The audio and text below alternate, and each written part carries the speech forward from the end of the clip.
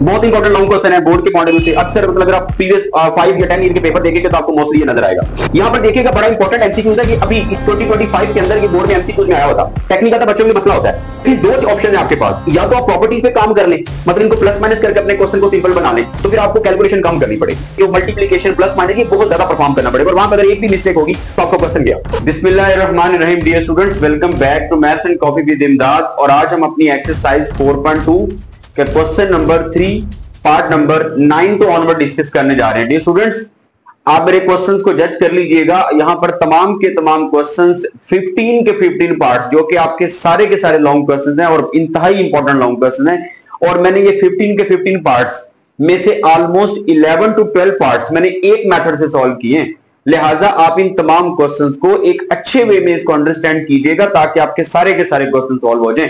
आपको different solution books पे हर question different technique से मिलेगा। डिफरेंट प्लेटफॉर्म पे जहां पर भी देखेंगे आपको डिफरेंट वे मिलेगा। लिहाजा मैं यहां पे आपको गारंटी से कह रहा हूं कि मैंने 15 में से 11 टू 12 पार्ट्स मैंने एक मेथोडोलॉजी के साथ सॉल्व किए। लिहाजा लेक्चर का स्टार्ट लाजमी देखिएगा। इसका जो पहला पार्ट था, मतलब 4.2 स्टार्ट से जो थी, वो अब लाजमी देखिएगा ताकि फर्दर वहां से ये ग्रिप बनेगी तो आगे ये 15 के 15 पार्ट्स आपके सॉल्व होंगे। तो बढ़ते हैं पार्ट नंबर 9 में। तो यहां पर वो कहता है कि आपने इसका डिटर्मिनेंट इसके इक्वल प्रूव करना है। वैसे एक्सपेंड कर सकते हैं आप, लेकिन एक्सपेंशन में बहुत लेंथी होगा। हम ऑपरेशन परफॉर्म करेंगे, उसके लिए हमारे पास क्या होगा। देखें, अगर मैं इसकी दो रोज को ऐड करता तो मेरे पास एक रो ए प्लस बी प्लस सी की बननी थी, तो मैंने उसको वैसे ऐड नहीं किया, ठीक है। और मुझे चाहिए भी, मैंने आपको स्टार्ट में एक बात की थी कि आप जब भी इसको परफॉर्म करते हैं डिटर्मिनेंट को, तो आप देखा करें कि क्या रोज या कॉलम को ऐड करने से आपको कुछ ऐसा वैसा मिलता जो आपको राइट साइड पे चाहिए, या अगर नहीं मिलता, या अगर वैसा नहीं मिलता तो कुछ ऐसा मिल जाए ताकि कोई कॉलम सेम हो जाए, ताकि हम उसको कॉमन निकाल लें और 1 1 बनाने के लिए मतलब हम एलिजिबल हो जाए। अब इसको मैंने ऐड कर सकता था, लेकिन वो रोज में ऐड होना था। मैं ज्यादातर ऑपरेशन कॉलम में परफॉर्म करता हूं, तो फिर मैंने क्या किया, मैंने कहा ये देखें लेफ्ट हैंड साइड मैंने ये ज्यादातर में ये प्रॉपर्टी लगाई है, ए का और ए के ट्रांसपोज का डिटर्मिनेंट सेम होता है, तो मैंने इसका ट्रांसपोज ले लिया और इस पे कोई फर्क नहीं पड़ता। अब देखिए, मैंने दोनों कॉलम्स को ऐड कर दिया, सॉरी तीनों कॉलम्स को जब मैंने ऐड किया तो मेरा पहला column A plus B plus C का बन गया। ये देखें, ए वैसे आ गया, माइनस का बी प्लस 2b में ऐड होगा तो प्लस बी आएगा, माइनस का सी प्लस 2c में ऐड होगा तो हमारे पास प्लस का सी आ जाएगा। Similar for third next, and उसके बाद इसमें भी वही हमारे पास काम होगा। देन इसको मैंने कॉमन लिया। कॉमन लेने के बाद आपको पता है कि जब भी कॉमन लेते हैं तो हम इस 1 के नीचे दोनों एलिमेंट को लाजमी 0 बनाते हैं। मैंने दोनों को 0 बनाया, उसके लिए भी एक ही ऑपरेशन परफॉर्म कर रहा हूं बार बार। R2 माइनस R1, यहां पे 0 चाहिए तो R2 माइनस R1, और यहां 0 चाहिए तो R3 माइनस R1। इसमें से इसको माइनस किया, 1 माइनस 1 0, इसमें से जब इसको माइनस करूंगा तो माइनस सी माइनस ए, और जब इसमें से ये माइनस होगा तो ये माइनस का बी आ जाएगा। देन 2c माइनस 2c, तो ये 0 बनेगा। फिर ये वाला operation 1 minus 1 0, 2b minus 2b 0, जब इसमें से इसको माइनस करूंगा 2c को तो ये भी मेरे पास क्या आ जाएगा, इसको सॉरी, तो ये मेरे पास क्या आ जाएगा, वो भी 0 आ जाएगा। देन अब ये आपके पास ट्रायंगुलर प्रॉपर्टी, देखिए जब ये 0 बनते हैं ना, अगर तो ये भी 0 बन जाए तो ये अपर ट्रायंगुलर मैट्रिक्स बन जाता है। तो उसमें इसका डिटर्मिनेंट की प्रॉपर्टी पड़ी हुई है कि प्रिंसिपल डायगोनल का जो प्रोडक्ट होता है वही इसका डिटर्मिनेंट होता है। तो मैंने इनको मल्टीप्लाई करवा दिया। अगर ये 0 ना बनता तो मैं पहले कॉलम से एक्सपेंड करता, 2 ही परफॉर्म कर रहा हूं ऑपरेशन। अब ये चूंकि 0 बन गया था तो मैंने फिर इसके ऊपर ऑपरेशन परफॉर्म नहीं किया, बल्कि मैंने इस पे प्रॉपर्टी लगा दी है। ये वैसे आ गया इन तीनों का प्रोडक्ट, सो ये 1 है, वैसे इनका प्रोडक्ट मैंने ये लिख लिया। अब आपको चाहिए ए प्लस बी प्लस सी का क्यूब, तो एम इसको परफॉर्म करने बैठ जाया करें, बल्कि देखा करें राइट साइड पे भी साथ साथ नजर रखा करें।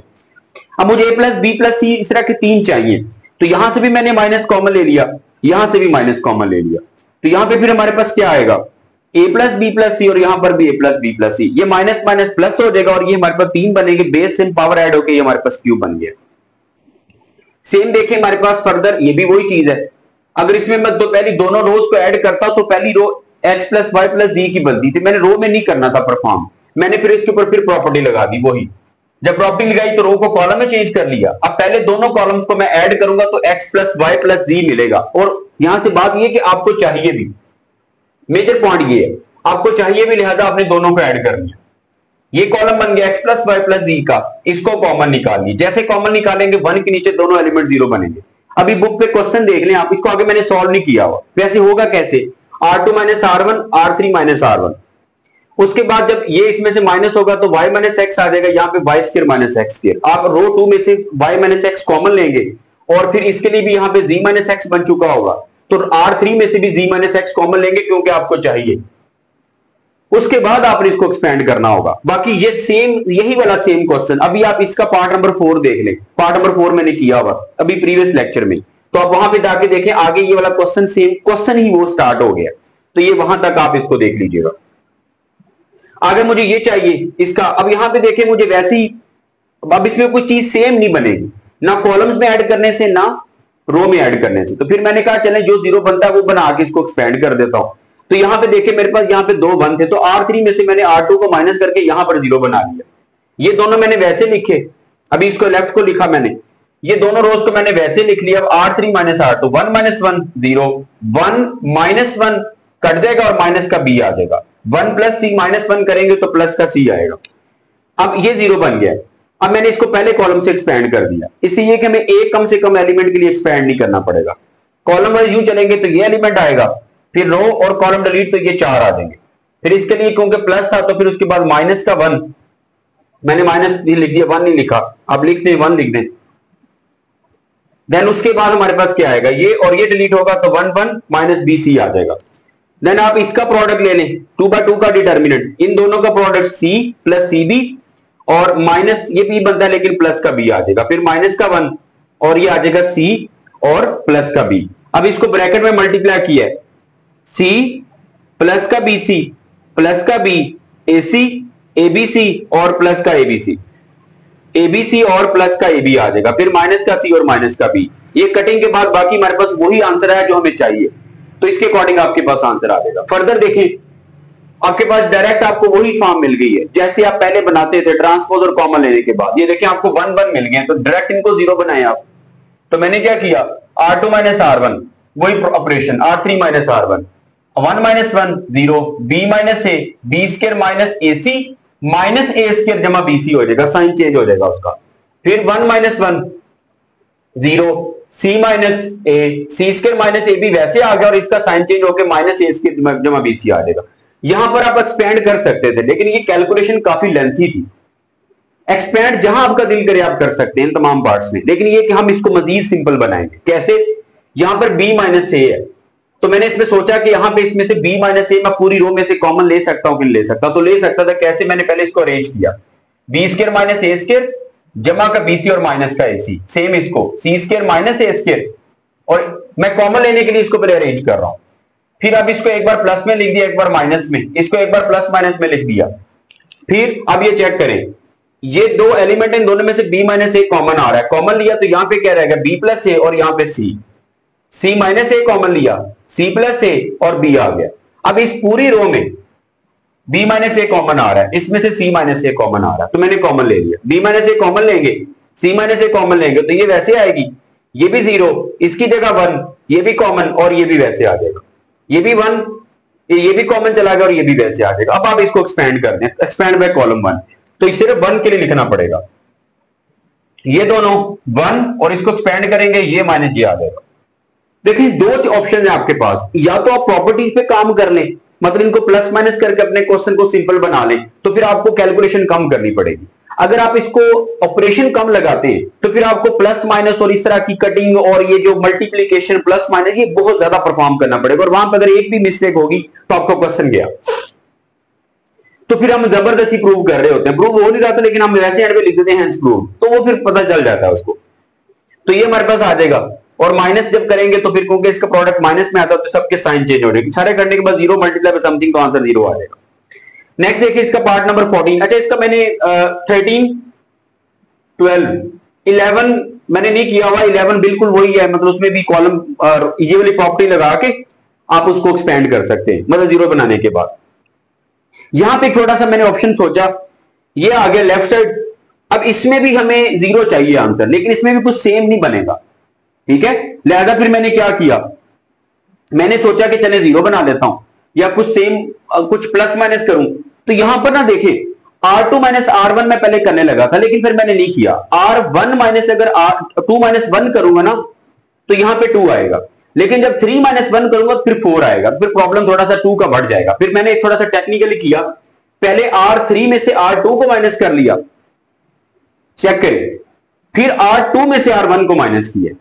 तो पहले देखें, पहले ही रो सेम आ गई आपकी। अब उल्टा चल रहा हूं, 3 में से इसको माइनस कर रहा हूं, जब इसमें से इसको माइनस करूंगा 2x तो कट जाएगा और इसको, और 7 - 5 करूंगा तो 2 आ जाएगा। फिर 4x से कटेगा, 4 - 3 करूंगा तो 1 आ जाएगा।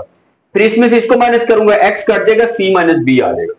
अब मैंने करना है ये वाला operation, R2 - R1, 2x cut गया, 5 - 3 किया तो 2 आ गया, 3 - 1 किया तो 1 आ गया, ये x कटेगा तो b - a आ जाएगा। इससे फायदा क्या हुआ, देखिए अगर मैं वैसे करता जैसे ये ऑपरेशन हम नॉर्मली कर रहे होते तो यहाँ पे 4 आना था फिर आपके पास एक जगह पे, तो फिर आपको मल्टीप्लाई करके फिर नेक्स्ट ऑपरेशन परफॉर्म करना पड़ना था। तो फिर मैंने ये सेम बने, अब यहाँ पे मैं 0 बना सकता हूँ। तो यहाँ पे 0 बनाने के लिए फिर मैंने R3 - R2 कर दिया। देखिए 2 - 2 0, 1 - 1 0, इसमें से जब उसको माइनस करेंगे तो c -b और -b, माइनस का 2b और इसका साइन चेंज होकर प्लस का a आ जाएगा। अब इसको मैंने R3 से एक्सपेंड किया क्योंकि यहां पर 2 सिफर थे, तो ये लिखा ये 0, और इसके लिए क्या साइन होगा, ये थर्ड रो फर्स्ट कॉलम है ना, तो इसके लिए प्लस होता है, प्लस माइनस प्लस, तो ये वैसे आ गया। इसकी रो और कॉलम डिलीट, तो ये 4 एलिमेंट आपके पास आ जाएंगे। अब मैंने इनका प्रोडक्ट फिर माइनस इनका प्रोडक्ट लिया, ये वैसे आ जाएगा, माइनस मल्टीप्लाई करेंगे तो माइनस का 2x और माइनस का 4, ये कटिंग के बाद -1, इसको मल्टीप्लाई करवा दिया, ये बन गया 2b - c - a। उसने कहा था आंसर 0 आना चाहिए, कब, जब 2b = a + c होगा, क्वेश्चन में गिवन था, ये देखें। तो मैंने 2b की जगह पर a + c लिखा, तो कटिंग के बाद हमारा आंसर 0 आ गया, तो यही हमारा आंसर था। फर्दर ये एक वाहद क्वेश्चन है जिसमें दोनों साइडों को सॉल्व करना पड़ता है। तो ये देखें, अब आपको ये वाली चीज चाहिए, तो मैंने क्या किया, मैंने सबसे पहले देखा कि तीनों कॉलम्स को अगर मैं ऐड करूं तो फर्स्ट कॉलम मेरा a + b + c का बनता है, तो मैंने वही काम किया, मैंने तीनों कॉलम्स को ऐड किया, ये सेम बना, इसको कॉमन निकाल लिया, 1 1 बने, इनको 0 बना लिया, R2 - R1, R3 - R1, 1 - 1 0, a - b और b - c, 1 - 1 0, c - b और a - c।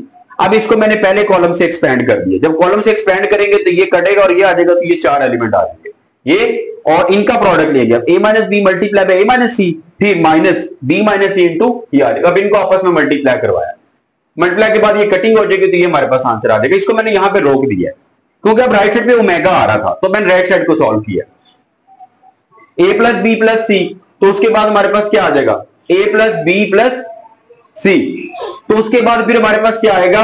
अब आपने क्या करना है, पहले मैंने राइट साइड ली, इसको वैसे लिखा क्योंकि मुझे वैसा चाहिए था, इसको नहीं मैंने डिस्टर्ब किया। अब इनको मैंने मल्टीप्लाई करवाया, a को a से किया a², ab ω², ac ओमेगा, फिर b को ओमेगा को किया, तो ये सारे मल्टीप्लाई करके ये आ गए। उसके बाद आप देखें ω³ आपको पता है 1 होता है, प्रॉपर्टी पढ़ी होती है आपने, omega 3 cube root of unity, अभी चैप्टर नंबर 1 के अंदर हम करके आ चुके। ये a² आ गया, ये ω³ 1 होता तो मैंने b² लिखा, ये ω³ ये भी 1 है तो मैंने c² लिख दिया। अब आपने ओमेगा वाले जो है ना, वो जिसमें लाइक ω² और ओमेगा मतलब ए बी सेम वालों को कॉमन लेना है। यहाँ पे ए बी था और यहाँ पे ए बी था, दोनों में से मैंने ए बी कॉमन ले लिया, ω² + ओमेगा बन गया। अब AC और एक ये पड़ा हुआ AC वाला, दोनों में से मैंने AC कॉमन ले लिया, तो ω² + ओमेगा बन गया। फिर BC वाला, एक ये BC वाला और एक ये पड़ा हुआ, यहां से ω² आ जाएगा और यहां से ω4। अब ओमेगा प्लस, आपने प्रॉपर्टी पढ़ी हुई है, 1 + ओमेगा + ओमेगा² = क्या होता है 0, और ओमेगा + ओमेगा² क्या होगा -1। अब इसकी वैल्यू पुट कर देंगे -1, इसकी भी। अब ओमेगा की 4 है, ओमेगा की 4 ओमेगा के बराबर होता है, ये मैंने आपको लास्ट टाइम ट्रिक भी बताया था कि ओमेगा की पावर जो भी आ जाए आप उसको 4 पे डिवाइड करें, जो रिमाइंडर है उसकी पावर लगा दें। नहीं तो आप इसको लिख सकते हैं ω³ ओमेगा, ω³ 1 हो जाएगा तो ओमेगा आ जाएगा, इसकी जगह भी -1 आ जाएगा, तो फिर वो माइनस का BC। तो ये हमारे पास लेफ्ट राइट दोनों सेम हो चुकी है। जी स्टूडेंट्स, नेक्स्ट हमारे पास पार्ट है क्वेश्चन नंबर 4। क्वेश्चन 4 में उसने एक मैट्रिक्स दिया हुआ है, कहता है इसके कोफैक्टर पे बताएं। कोफैक्टर का कॉन्सेप्ट हम पहले से मैं आपको बता चुका हूं, ठीक है। A13, A23 और A33, मतलब उसने 3 एलिमेंट के कोफैक्टर पूछे हुए और उसका डिटर्मिनेंट पूछा हुआ है। सेम इसका पार्ट नंबर 2 भी है, उसमें B की फॉर्म में इसने पूछा हुआ है। अब यहां पे वो कहता है कि Aij, मैंने फार्मूला लिखा है उसका कोफैक्टर का, Aij = -1 i + j और Mij। अब आपने निकालना है 1 3 वाला, तो i और j की जगह 1 और 3 रिप्लेस करवा दें, i की जगह 1, j की जगह 3, -1 की पावर 1 3, 1 + 3 और m 1 3। इसका मतलब पॉजिटिव है, और M13 से मुराद ये कि पहली रो थर्ड कॉलम डिलीट कर दे तो ये 4 एलिमेंट आपके पास आ जाएंगे। आगे इसका डिटर्मिनेंट क्या आता है, इसका 0 और ये बनता है 10, लेकिन नेगेटिव फार्मूले का -10 हो जाएगा। Same A23। अब अभी मैं नेक्स्ट क्वेश्चन में जाके मैंने तमाम एलिमेंट्स के भी कोफैक्टर निकालने हैं, तो उसको अच्छे से देखिएगा। 23 -1 की पावर 2 + 3 M23, इसका मतलब पावर 5 है तो ये नेगेटिव आ जाएगा, और 23 से मुराद सेकंड रो थर्ड कॉलम 1 2 -2 2, इसका प्रोडक्ट -2 और इसका प्रोडक्ट -4 बनता है, लेकिन माइनस फार्मूले की वजह से +4 बन के ये 2 बन गया। सेम मैंने ये वाला फाइंड कर लिया। आगे मैंने निकालना है इसका डिटर्मिनेंट। डिटर्मिनेंट हमारे पास क्या आएगा, इसको मैंने एक्सपेंड कर रहा हूं रो 2 से, क्योंकि इसमें 2 0 हैं। जब रो 2 से एक्सपेंड करेंगे तो आपने साइन का ख्याल करना होगा। यूं चल रहा है मैंने, अब ये सेकंड रो फर्स्ट कॉलम है तो इसकी पोजीशन नेगेटिव है, क्योंकि 2 + 1 नेगेटिव होता है, मतलब ऑड बनता है तो नेगेटिव। ये नेगेटिव पॉजिटिव नेगेटिव, तो इसके लिए पॉजिटिव साइन आएगा, लेकिन ये चूंकि खुद नेगेटिव है तो इसलिए -5 आ जाएगा। फिर इसकी रो और कॉलम डिलीट हो जाएगी, ये और ये डिलीट 1 -3 -2 7 आ जाएगा। इसका 7 ये बनता है 6, लेकिन नेगेटिव फार्मूले की वजह से -6, तो 7 - 6 1 × -5 करेंगे तो -5 आ जाएगा। क्वेश्चन 5 के 3 पार्ट्स हैं, उसका मैंने सेकंड पार्ट सॉल्व किया है। कहता है आप x की वैल्यू बताएं कि जबकि इसका डिटर्मिनेंट = 9 है। आप इसको एक्सपेंड भी कर सकते हैं, लेकिन मैंने इसमें जीरोस बनाए हैं। यहां पे 0 बना सकता हूं अगर मैं दोनों को ऐड कर दूं, R2 + R1, देखिएगा -1 + 1 0, इसमें जब इसको ऐड करूंगा तो 2x आएगा, ये दोनों कट जाएंगे, 2 + 3 5 आ जाएगा। अब यहां 0 बनाने के लिए मुझे यहां पर 2 बनाना पड़ेगा पहले, तो मैंने इसको पहले 2 से मल्टीप्लाई करवा दिया। तो ये देखिएगा 2 से जब मल्टीप्लाई करवाऊंगा तो मेरे पास क्या आएगा, 2x - 2 और 6 बन जाएगा। अब मैंने इसमें से इसको माइनस करवाना है, तो देखिए 2 - 2 0, -3 -2x + 2, तो -3 माइनस का 2x और प्लस का 2, तो ये बनेगा -का 2x और -1। तो ये देखें, उसके बाद यहां पे 6 बना हुआ था, x - 6, तो हमारे पास x - 6 मैंने राइट कर लिया। ठीक है, अब इसको कॉलम 1 से एक्सपेंड कर दिया। एक्सपेंड करेंगे, ये हमारे पास रो और कॉलम डिलीट होगा, तो ये 4 एलिमेंट हमारे पास आ जाएंगे। अब हमने इनको एक्सपेंड करना है, तो इनका प्रोडक्ट 2x² - का 12x, जब इनका प्रोडक्ट लेंगे तो माइनस फार्मूले का 5 और इंटू ये मैंने वैसे लिखा ताकि आपको मसला ना हो। अब -5 को ब्रैकेट में मल्टीप्लाई किया, प्लस का 5 प्लस का 10x और इधर आके 9 माइनस का 9 हो जाएगा। 2x² - का 2x और माइनस का 4 = 0, इसको मैंने 2 पे डिवाइड करवा दिया, डिवाइड बाय 2। जब 2 पे डिवाइड करवाएंगे तो ये कट जाएंगे। अब इसके फैक्टर बना के मैंने x की वैल्यूज निकाली, फैक्टर इसका प्रोडक्ट लेंगे इसके साथ -2x², उसके 2 फैक्टर बनेंगे, माइनस का 2x और प्लस का x, ये हमारे पास आंसर आ जाएगा।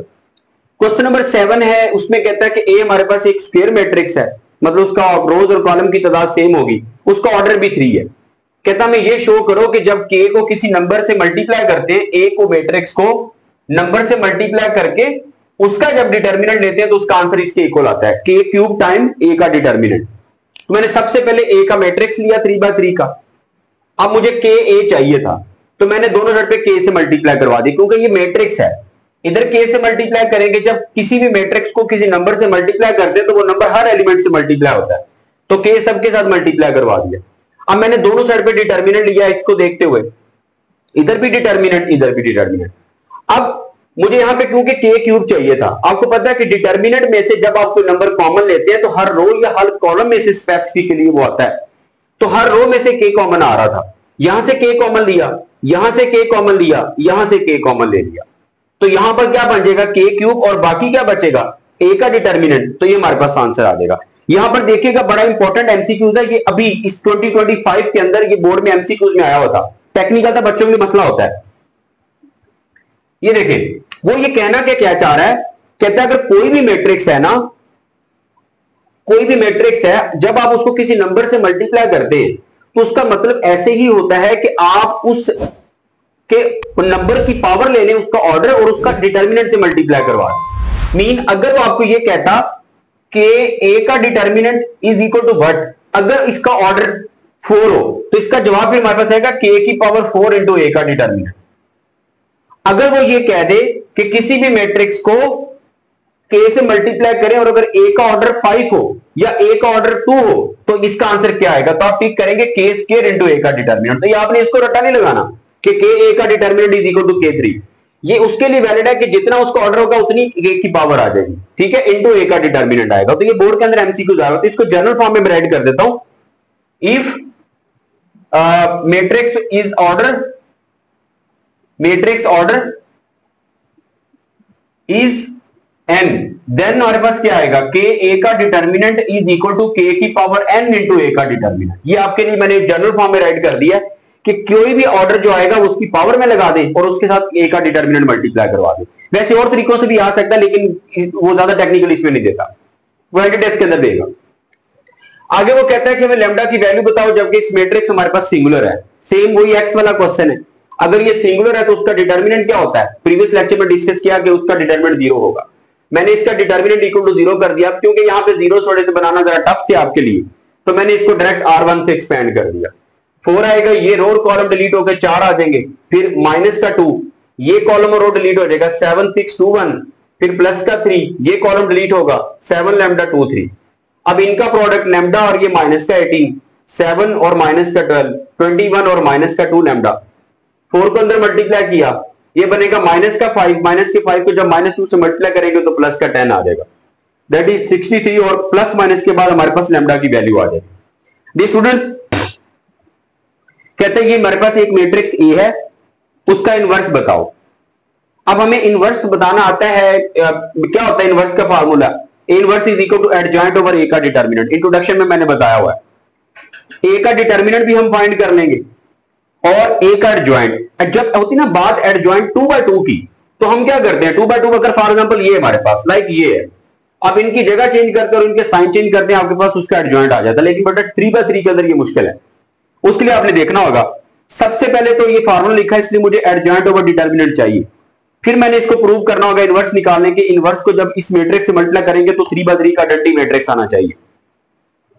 मैंने सबसे पहले इसका वो डिटर्मिनेंट निकाला। डिटर्मिनेंट निकालने के लिए मैंने क्या लिखा? डिटर्मिनेंट, और इसको मैंने थर्ड रो से एक्सपेंड किया। अब इसकी पोजीशन देख लीजिए, पॉजिटिव पे क्योंकि थर्ड रो फर्स्ट कॉलम है, 3 + 1 4 होता है, तो इसके लिए पोजीशन पॉजिटिव बनेगी। 5, ये कॉलम रो डिलीट 2 1 0 4, फिर माइनस का 4, ये कॉलम रो डिलीट 1 1 -5 4। उसके बाद इसको मैंने सॉल्व किया तो आंसर मेरे पास 4 आ गया। ये आ गया ए का डिटर्मिनेंट। अब आ जाए ए का एडजॉइंट के लिए। ए का एडजॉइंट क्या होता है? सबसे पहले आपने 3/3 के लिए ये जो जितने एलिमेंट है इनके कोफैक्टर का मैट्रिक्स बनाना है। लाइक मैंने मैट्रिक्स सेलेक्ट कर लिया, उसको मैंने ए स्टार का नाम दे दिया। अब आपको पता है कि अगर एलिमेंट स्मॉल a 1 1 है, उसका कोफैक्टर हमेशा कैपिटल लेटर से लिखते हैं। अगर आपने स्मॉल लिखा आपका क्वेश्चन रॉन्ग कर देगा examiner. a 1 1, capital A 1 2, capital A 1 3, मैंने सारे के सारे नोट कर लिए। अब हम इनको मालूम करेंगे। जब ये मैट्रिक्स आ जाएगा ना, इसका जब ट्रांसपोज लेंगे तो वो ए का एडजॉइंट होगा। मतलब कोफैक्टर निकाल के इसका ट्रांसपोज लेना आपने, तो वो ए का एडजॉइंट बनेगा। आगे आपको प्रोसेस पता है। अब कोफैक्टर कैसे निकालने, मैंने अभी वो फाइंड किया है। पहले निकालेंगे A1 1, -1 की पावर 1 + 1 M1 1। अब ये प्लस हो जाएगा, पहली रो पहला कॉलम डिलीट कर दे, पहली रो पहला कॉलम 0 4 4 0, 0 -60 तो ये आ जाएगा। फिर A1 2, -1 की पावर दोनों का सम M1 2, इसकी वजह से नेगेटिव आएगा और पहली रो सेकंड कॉलम, पहली रो सेकंड कॉलम -5 4, और ये हमारे पास आ जाएगा। इसके अकॉर्डिंग आप सबकी वैल्यूज निकाल लेंगे। ये हमारे पास आ जाएगा कोफैक्टर यहां तक। इन तमाम को मैंने तरतीब से इसमें पुट कर दिया। A11 की जगह पर -16, A12 की जगह पर 20, A13 की जगह -20, सबकी वैल्यूज पुट कर दी। अब मैंने लिखा कि ए का एडजॉइंट इसके ट्रांसपोज के इक्वल है। अब इसका ट्रांसपोज ले लें, रो को कॉलम में चेंज कर दिया, तो that will be your A adjoint. आगे इनवर्स क्या आएगा? एडजॉइंट ओवर ए का डिटर्मिनेंट 1 ओवर डिटर्मिनेंट 4, और आगे एडजॉइंट की वैल्यू आ गई। यहां तक हमारा इनवर्स आ गया। अब 4 को हमने वैसे तो अंदर डिवाइड करना, लेकिन चूंकि हमने आगे भी मल्टीप्लाई करवाना है, तो ये फिर आपके पास ये जो वैल्यूज है ये फ्रैक्शन में आ जाएगी, तो फिर आपको मल्टीप्लीकेशन में परेशानी होगी, इसलिए मैंने इसको अंदर डिवाइड नहीं किया। अब मैं लेफ्ट साइड लिख रहा हूं A inverse into A inverse की जगह ये वैल्यू लिखी और ए की जगह उसकी वैल्यू लिख दी। अब इन किया इनको मल्टीप्लाई, एक रो को मल्टीप्लाई कर रहा हूं। देखिए पहली रो को पहले से करेंगे, इसको इससे किया -16, 4 को 5 से किया -20, 8 को 5 से किया तो 40 आ जाएगा।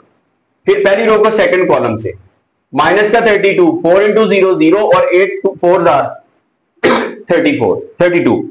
तो मैंने आपको पहली एक्सरसाइज में बताया था कि पहली एक्सरसाइज इतनी इंपॉर्टेंट नहीं है, लेकिन उसमें जो काम करवा रहा है मल्टीप्लीकेशन वाला, तो वो आगे आपके क्वेश्चन में यूज होगा। ये मल्टीप्लाई कर दिया, अब इनको ऐड किया तो ये मेरे पास मैट्रिक्स आ गया। 4 पे डिवाइड किया तो ये हमारे पास आइडेंटिटी मैट्रिक्स बन गया 3x3 ऑर्डर का। तो बहुत इंपॉर्टेंट लॉन्ग क्वेश्चन है, तो ये हमारे पास प्रूव हो गया। आगे क्वेश्चन 10 मैंने सॉल्व नहीं किया, वैसे बता रहा हूं। कहता है कि ए बी का ट्रांसपोज शो कर दो कि बी ट्रांसपोज ए ट्रांसपोज के प्रोडक्ट इक्वल होता है। वो करने के लिए मैं आपको प्रोसेस बताता हूं। सबसे पहले आप क्या करोगे, ए और बी निकाल लेंगे मल्टीप्लाई के बाद, फिर आप ए बी का ट्रांसपोज ले लेंगे, वो कोई ना कोई वैल्यू आ जाएगी, इसको छोड़ दें। अब आप बी का ट्रांसपोज लेंगे, फिर आप ए का ट्रांसपोज ले लेंगे, और फिर आप इन दोनों को मल्टीप्लाई करवा दोगे, तो इन दोनों के जवाब जो वो सेम आएंगे, हम कहेंगे प्रूव हो गया। इतना इंपॉर्टेंट नहीं है, लेकिन ये कि फिर भी आपको इसका आइडिया होना चाहिए।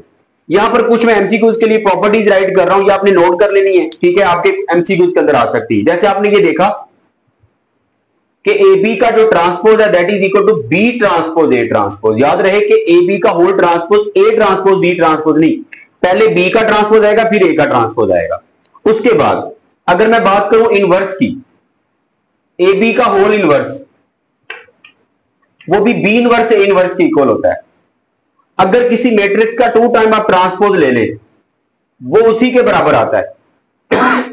अगर किसी मैट्रिक्स का 2 टाइम इनवर्स ले लें वो भी उसी के इक्वल आता है।